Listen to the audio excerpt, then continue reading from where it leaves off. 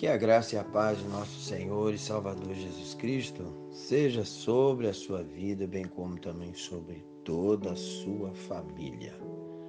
Mais uma vez nós nos encontramos aqui para aprender da Palavra de Deus, para edificar as nossas vidas através do ensinamento da Palavra de Deus. Lembrando que nós estamos com lições da Palavra de Deus, ensinos para uma vida abençoada. Se nós queremos ter uma vida abençoada, precisamos pautá-la dentro dos princípios da Palavra de Deus. Porque com certeza, quando nós obedecemos a Palavra de Deus, damos ouvidos à Palavra de Deus e a obedecemos, a vitória é certa no nome de Jesus. E hoje eu quero falar sobre vencendo em Deus na hora da adversidade. Sabemos que todos nós enfrentamos a adversidade. Ela está direcionada a todos, mas em Deus, com certeza, nós temos o poder de vencê-la. O texto bíblico básico que nós estamos dentro desta lição está em Tiago, capítulo 5, do versículo 7 ao 11, Romanos 8, 28 e 2 Coríntios, capítulo 4, versículo 17 e 18. O texto áureo se encontra em João, capítulo 16, versículo 33, que diz o seguinte: Tenho-vos dito isso para que em mim tenhais paz. No mundo tereis aflições, mas tende bom ânimo, eu venci o mundo. Palavras de Jesus, palavras essas que nos traz segurança para vencermos as adversidades. Nós precisamos entender o seguinte, que há momentos em nossa vida em que a escuridão ela é tão intensa que nossos olhos não conseguem de forma alguma vislumbrar nada além da tribulação. Mas o próprio Senhor Jesus ele nos advertiu de forma bem clara que no mundo nós teríamos aflições. Mas ele trouxe uma palavra de encorajamento onde ele disse: Tende bom ânimo, eu venci o mundo. O que nós não podemos esquecer é que todas as coisas, até mesmo as ruins, os problemas, as adversidades que nós enfrentamos, como diz em Romanos 8, 28, contribuem para o bem daqueles que amam a Deus, daqueles que são chamados por seu decreto. A questão não é apenas nós sabermos que aqui nessa terra nós vamos atravessar lutas, tempestades, mas sim nós temos que ter o discernimento e a sabedoria para conseguirmos superar esses momentos e vencê-los quando eles chegarem. Nós precisamos entender o seguinte: quando a tribulação vier, quando os problemas vierem, nós temos que fazer o quê? Temos que confiar em Deus. Se nós pararmos para pensar no nome de uma pessoa ao nosso convívio que não enfrenta problemas, provavelmente nós não vamos nos lembrar de ninguém. Você conhece alguém que não enfrenta problema? Talvez você pode olhar para alguém aparentemente e pensar: fulano não tem problema, fulano não passa por luta, para fulano tudo vai bem, mas na verdade se você procurar conhecer intimamente a vida dessa pessoa, você vai ver que ele passa por problemas também. Todos nós enfrentamos problemas, ninguém escapa disso. Jesus ele conheceu de perto as pelejas e as dificuldades deste mundo. Por quê? Porque ele foi perseguido, ele foi insultado, ele foi caluniado, maltratado, preso, chicoteado, julgado, condenado à morte de cruz. Então, se ele, que é o Filho de Deus, enfrentou tantas provas, como é que nós não as enfrentaremos? Mas com certeza ele passou por tudo isso e ele nos deixou um exemplo de que é possível vencer, é possível alcançar a vitória em meio à adversidade. E como nós vamos conseguir isso? Em primeiro lugar, nós temos que ter paciência. O exercício da paciência, ele faz o quê?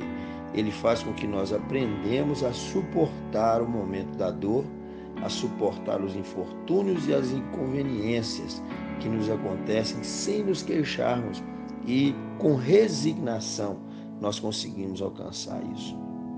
Romanos 5, versículo 3 nos traz reforço para isso, capítulo 12, versículo 12, Tiago capítulo 1, versículo 3 também fala sobre isso. Satanás, o diabo, ele fez um desafio a Deus, com o objetivo de levar Jó a blasfemar. Mas a paciência e a fé que Jó tinha no Altíssimo deram o que a ele? Deram a ele uma estrutura para suportar a adversidade. Você vai ver isso lá em Jó capítulo 1, versículos 6 ao 12 e 19, versículo 25 e 42, do 1 ao 5. Ou seja, Jó era um ser humano de verdade, era uma pessoa normal, comum como eu e você. Ele relutou com as suas emoções, os seus sentimentos, e assim como nós o fazemos também. No entanto, com ele nós aprendemos a lição de que não é errado perguntarmos por que a Deus. Jó capítulo 3 fala sobre isso. Mas esses questionamentos, eles nunca devem se tornar acusações contra o Senhor Todo-Poderoso, porque isso pode se tornar uma murmuração. Jó, muitos dizem que Jó até blasfemou, murmurou, mas a Bíblia diz que em tudo Jó não pecou contra Deus. Jó simplesmente questionou o porquê de tanto sofrimento, de tantas situações adversas que ele enfrentou. Mas ele não murmurou, porque a murmuração é reclamação indevida. Tanto que quando você vê no diálogo ali de Jó com a mulher dele, o que ele disse? Ora, poderia Deus nos dar o bem, mas também com ele poderia também não nos dar o mal? Ele disse o que? Deus deu, Deus tomou, bendito seja o nome do Senhor. E a Bíblia diz que em tudo isso Jó não pecou e nem atribuiu a Deus culpa alguma. Então temos que ter paciência em meio aos momentos de tribulação. Quando a tribulação vier, temos que confiar em Deus. Quando a tribulação vier, nós temos que fortalecer a nossa confiança em Deus. O profeta Abacuque, ele tinha um hábito único entre os profetas de fazer perguntas ao Senhor, ou seja, de questionar também ao Senhor o porquê das coisas. A maioria dos profetas que surgia entre o povo, apregoando as mensagens, mensagens do tipo, ouça a palavra de Deus, assim diz o Senhor, né? Mesmo que todos duvidassem da palavra, o profeta acreditava nela, mas ele sempre queria saber, assim como nós, o que ele estava fazendo, o que Deus estava fazendo e por quê. Abacuque ele não era tão diferente de tantas pessoas que hoje andam atormentadas pelo mundo que as rodeia. Eles também pensam, às vezes, por onde andará Deus? Já pensou nisso? Em meio aos momentos de adversidade que você enfrentou? Onde está Deus que não está vendo o meu sofrimento? Por que ele não faz algo a respeito de todas as dores, sofrimentos, injustiças, opressões, guerras e doenças que afligem a humanidade? Será que ele está presente? E por que ele não se pronuncia? Se ele tem poder, por que não usa? Se ele é amor, por que não intervém? Pegando pela vida de Abacuque sobre esses questionamentos, ele nos mostra que esse tipo de pergunta já existia desde o século 7 a.C. E as respostas também. Se por um lado Deus não pode explicar tudo de forma satisfatória, ou seja, de forma que venha agradar os nossos questionamentos, nem nós somos capazes também de compreender tudo o que ele nos disse. Por outro lado, ele nos garante, assim como garantiu a Abacuque, que seus caminhos são justos e virtuosos. Essa verdade, ela vale de forma universal.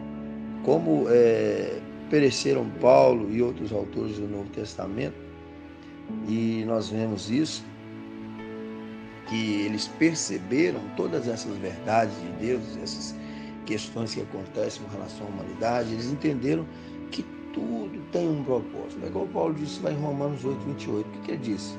Sabemos que todas as coisas cooperam para o bem daqueles que amam a Deus. Amados, muitas vezes o nosso entendimento ele é limitado com relação às coisas de Deus. Muitas vezes nós não compreendemos os caminhos de Deus, porque nós somos falhos, nós somos pecadores, a nossa mente, a nossa sabedoria, o nosso entendimento está, de certa forma, maculado pelo pecado, então nós não conseguimos entender.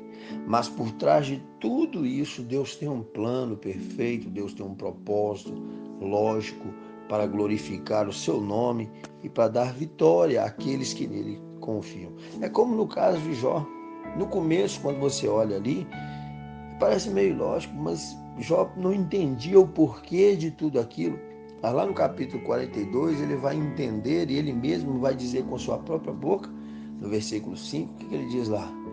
Antes eu só te conhecia de ouvir falar, mas agora os meus olhos te veem. Então Jó entendeu e compreendeu ali que ele tinha que confiar em Deus, confiar no Altíssimo, porque ele sabia que Deus estava no controle de todas as coisas e ao terminar aquilo ali, ele ia alcançar vitória sobre aquele problema. Quando a tribulação vier também, nós temos que ter esperança. A nossa esperança consiste em quê? Na graça de Deus e no livramento que Ele nos oferece nas tribulações dessa vida. Mesmo que estejamos sobre a mais intensa tribulação, nós temos que ter esperança de que chegará um dia em que os nossos sofrimentos cessarão. Então, sendo assim, tenha esperança da vinda gloriosa de nosso Senhor e Salvador Jesus Cristo para buscá-lo, para o encontro com Ele nos ares, quando todos o veremos face a face.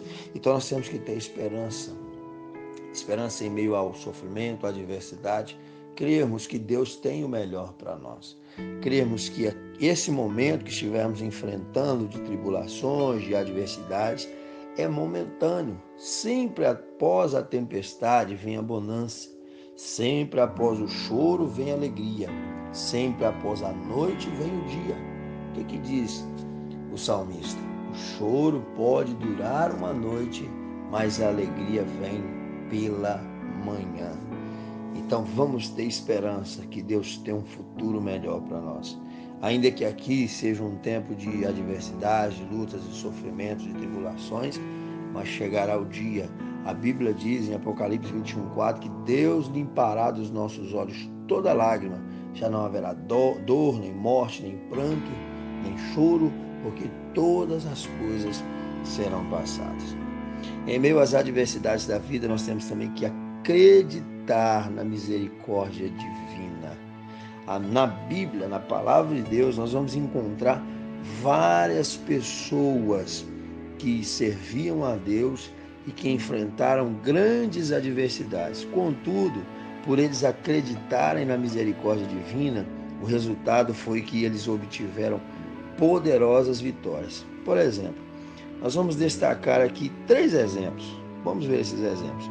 Nós temos o exemplo de Ana, que era mulher de Eucana, e ela não desistiu da maternidade. Por quê? Porque ela cria no poder de Deus para reverter aquela situação.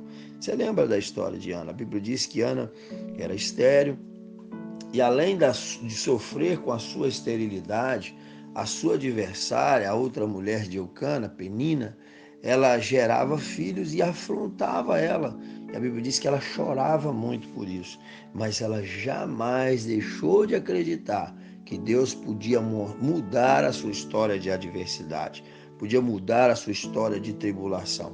Tanto é que Deus honrou a fé de Ana, Deus honrou a esperança que ela tinha, Deus honrou a paciência que ela tinha. E lhe deu um filho chamado Samuel. E nós conhecemos a história de Samuel.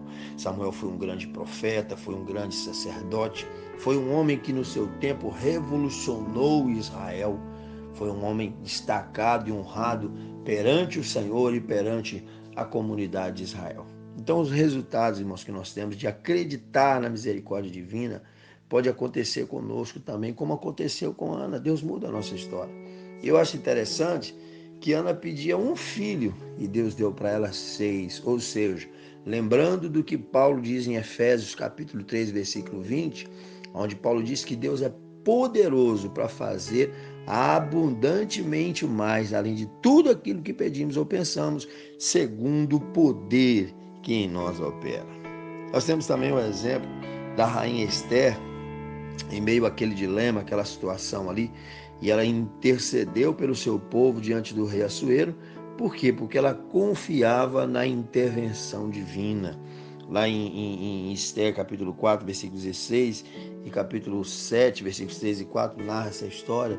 Todos nós conhecemos ali que surgiu um decreto em que o povo todo de Israel seria dizimado ali do reinado de Assuero, ali do governo de Assuero ali, seria totalmente dizimado, mas pela intercessão de Esther, pelo clamor de Esther, pela postura de Esther em acreditar na misericórdia divina, Deus mudou a história de uma nação.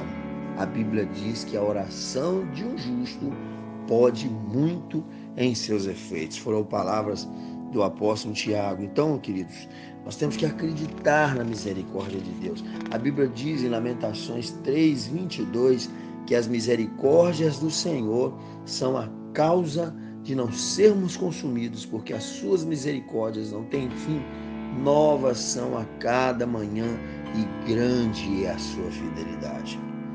Nós temos também um exemplo no Novo Testamento daquela mulher que há 12 anos ela padecia com um fluxo de sangue, né? Aquela mulher que sofria ali, tinha passado pela mão de muitos médicos, diz o texto, e indo sempre de mal a pior. Porém, aquela mulher, ela não somente creu, né? Ela não somente confiou na misericórdia de Deus, mas ela se colocou numa condição ali para alcançar o milagre de Deus. A Bíblia diz que ela pensou consigo: se tão somente eu tocar na orla dos vestidos de Jesus, eu serei curada. Marcos 5, versículo 28. E o que ela fez? Ela tocou porque ela confiou na misericórdia divina, e a Bíblia diz que logo se lhe secou a fonte do seu sangue e ela sentiu no seu corpo estar já curada daquele mal. Tanto que quando Jesus sentiu ali que havia sido tocado, ele disse: quem me tocou? E houve aquele alvoroço, né? Os discípulos disseram: mestre, a multidão te aperta e te oprime, e tu dizes: quem me tocou? Mas ele disse: alguém me tocou porque de mim saiu virtude. Querido, nós tocamos em Deus quando nós confiamos nele, quando nós acreditamos na misericórdia divina, é como um toque em Jesus. E quando nós tocamos em Jesus, a virtude de Deus é liberada para nós, para nos dar a vitória em meio às tribulações. Tanto é que Jesus, ao término ali daquela declaração dela para ele, que ela foi a pessoa que tocou nele, ele disse o quê? Filha, a tua fé te salvou. Vai em paz. Então, querido, entenda isso. Acredite na misericórdia de Deus. Creia que Deus tem o melhor para você e que no tempo certo Ele vai mudar essa história de tribulação, de adversidade, de lutas, para uma história de milagres e de vitórias. Agora temos um outro ponto.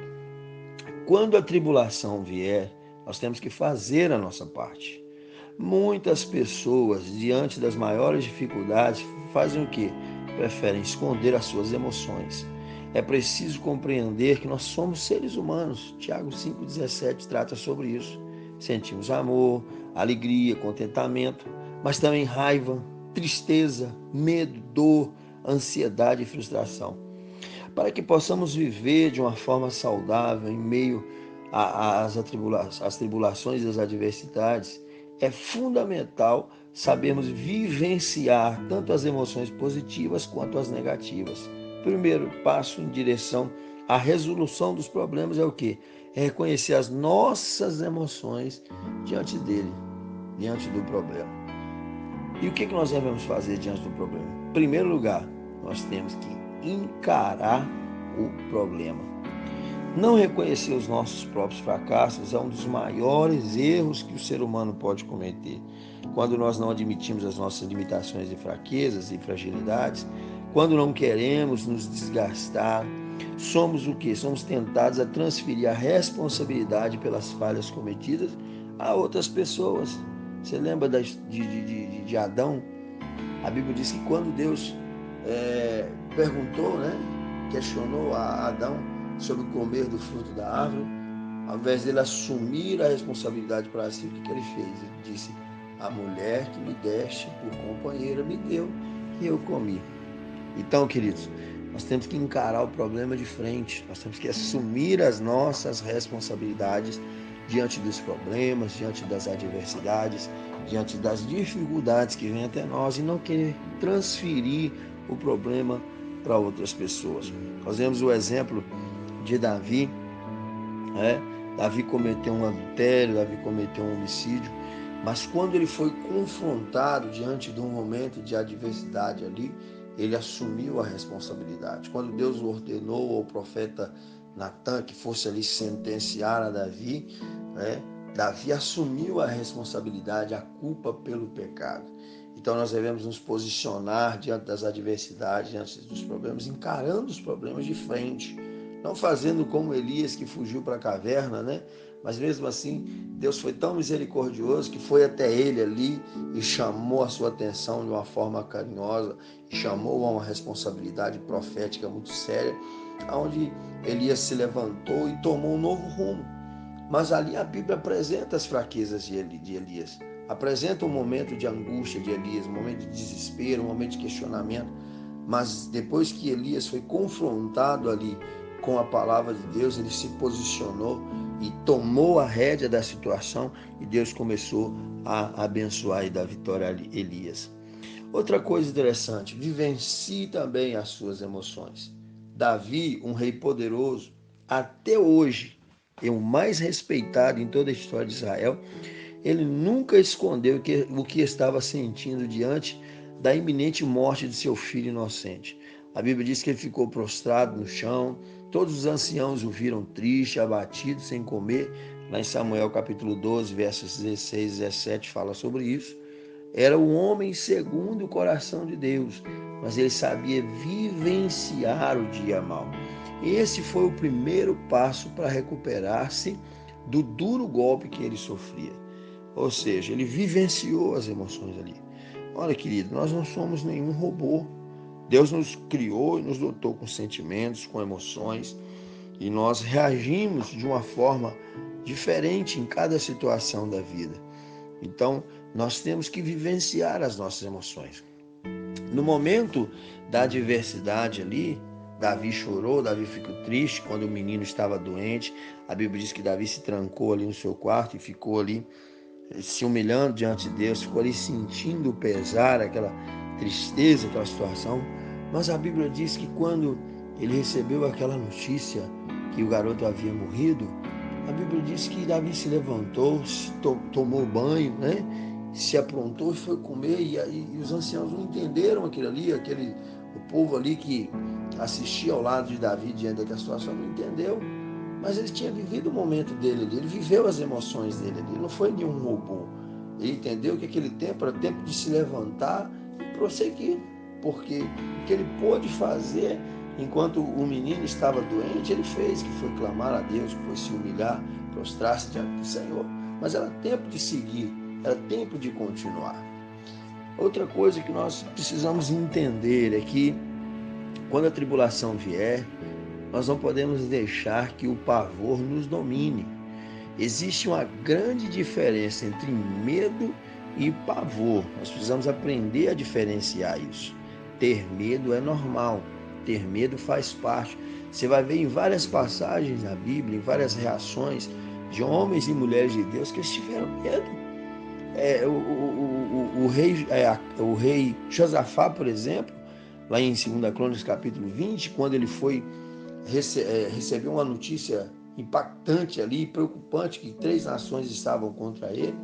A Bíblia diz que Josafá temeu muito, versículo 3, 2 Crônicas 20, a Bíblia diz que Josafá temeu muito, mas a Bíblia diz que ele pôs-se a buscar ao Senhor.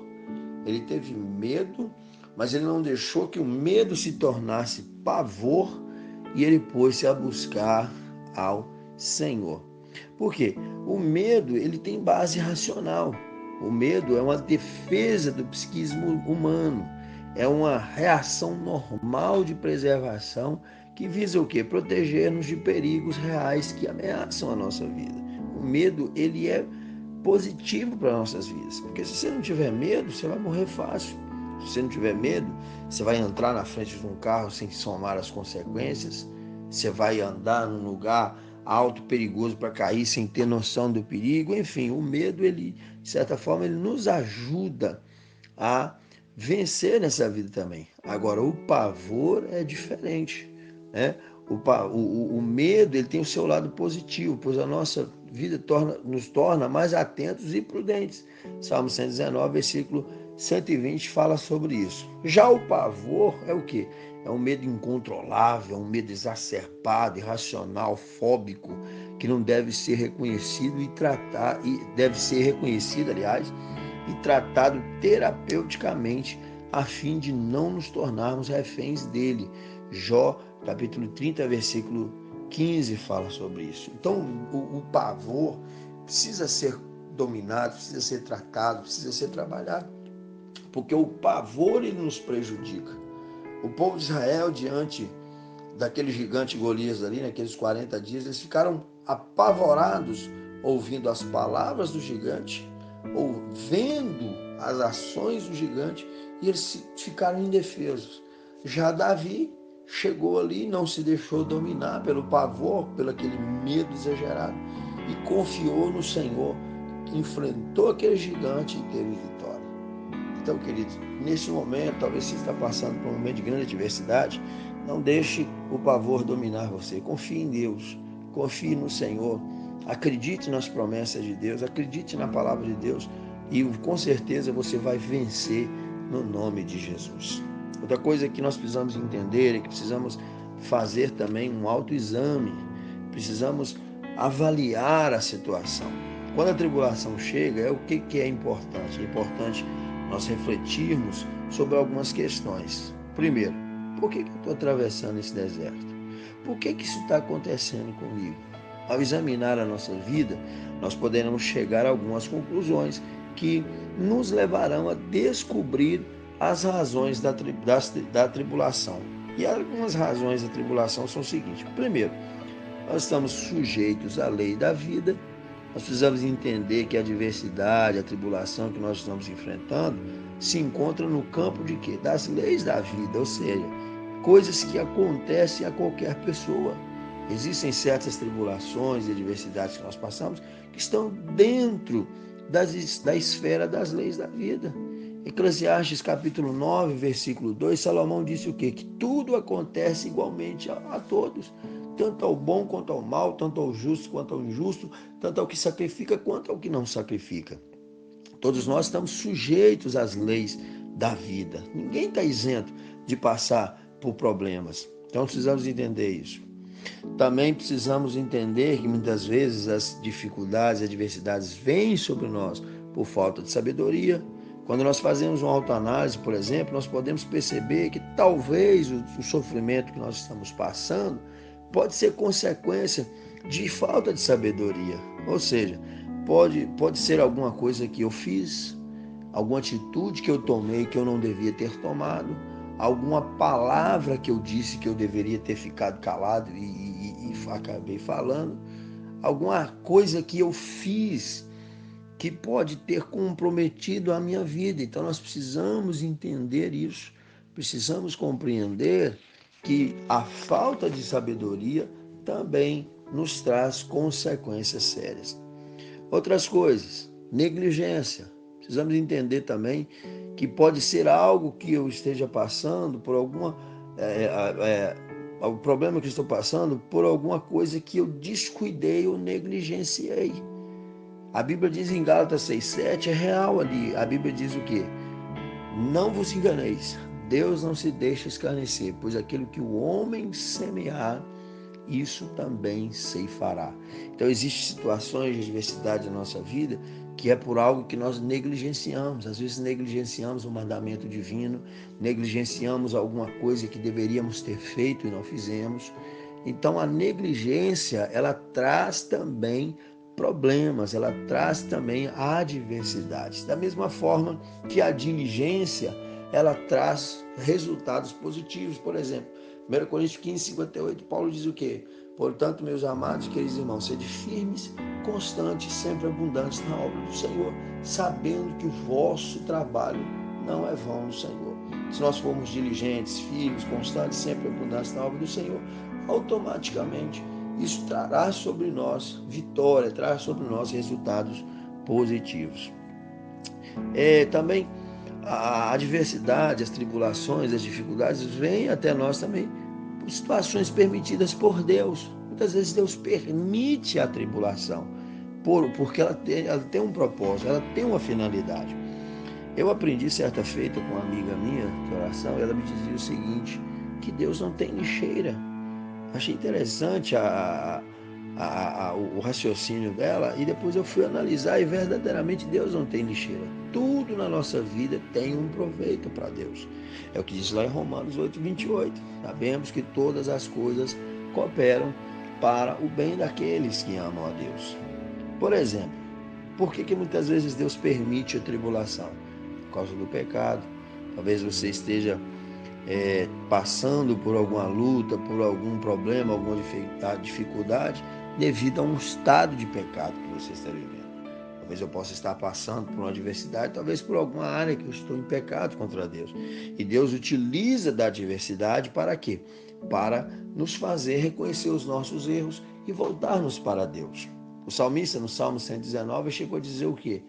Salmo 119, versículo 63, diz assim: foi bom para mim padecer a adversidade, pois só assim aprendi a guardar os teus mandamentos. Às vezes Deus permite que nós passemos por certas tribulações para nos fazer com que arrependamos dos nossos pecados e voltemos para Deus. Deus permite essas situações de adversidade muitas vezes por causa de esfriamento espiritual, pois por intermédio de um autoexame nós poderemos descobrir que Deus permite a adversidade, não porque nós estamos em pecado, mas às vezes nós nos esfriamos espiritualmente. Aquele fervor espiritual, aquele desejo ardente de estar na presença de Deus e servir a Deus se esfriou, e às vezes Deus usa a adversidade como um meio de nos impulsionar para Deus, nos fazer a chegar mais a Deus. Então, às vezes, Deus permite por causa do esfriamento espiritual. Ação maligna de outras pessoas, por exemplo, vítimas de balas perdidas, né? Acidentes por causa de negligência de alguns motoristas, às vezes permite a pela ação maligna de outras pessoas. Infelizmente, nós somos sujeitos a isso. Também Deus permite a adversidade, por quê? Para aprimorar a nossa fé. Muitas vezes, algumas lutas, elas têm por objetivo aprimorar a nossa fé. Você já viveu isso na sua vida? De você passar uma luta, passar uma adversidade, está sofrendo ali, e quando termina aquela luta, você entende que Deus te colocou num patamar maior diante dele, que Deus te levou a uma experiência maior com ele, que Deus te aproximou de uma forma melhor através dessa adversidade. Então, muitas vezes, Deus ele aprimora a nossa fé através de muitas lutas e muitas adversidades. Então, queridos, eu quero fechar aqui neste momento esse ensinamento da palavra de Deus com a seguinte conclusão: apesar de toda a dor e de todo o sofrimento, nosso Deus está no controle da situação. Nada foge do seu controle, nada foge do seu domínio. 1 Coríntios capítulo 10, versículo 13, trata sobre isso. Então, quando vier a tribulação, as adversidades da vida, que nós venhamos confiar em Deus, que nós venhamos ter fé, que nós venhamos ter paciência, esperança e acreditarmos sempre na misericórdia de Deus. Lembrando que nós devemos fazer também a nossa parte, ou seja, encarar o problema, vivenciar as emoções, não se deixar dominar pelo pavor, fazermos um autoexame, verificarmos também as possibilidades sobre o nosso potencial, porque nós temos capacidades naturais que Deus nos concedeu para vencermos os problemas. Temos essa capacidade, então precisamos nos preparar para suportar as tribulações e que não venhamos nos sucumbir diante delas, mas pelo contrário, avançar e crescer diante de Deus. Então, fique nesse pensamento, dê graças ao Senhor quando estiver passando a luta, porque Deus vai dar vitória. Nós poderemos não resolver todos os nossos problemas e nem encontrar todas as respostas, mas com certeza nós conseguiremos amenizar o nosso sofrimento e suportar as tribulações até que a tempestade passe, até que Deus permita que passe o momento de adversidade. Bom, Deus ele prometeu o quê? Que converterá em bem todos os sofrimentos e perseguições daqueles que o amam e obedecem os seus mandamentos. Apocalipse 7, versículo 17, para terminar, diz assim: porque o Cordeiro que está no meio do trono os apacentará ele servirá de guia para as fontes das águas da vida e Deus limpará dos seus olhos toda a lágrima. Amém, queridos? Que Deus abençoe a nossa vida neste momento. Que, se porventura você está passando por um momento de luta, de adversidade, entenda que em todas as coisas nós somos mais do que vencedores e em Deus nós temos a capacidade de vencer toda e qualquer adversidade em nome de Jesus, porque Ele nos garante a vitória. Um abraço, até mais, fiquem na paz.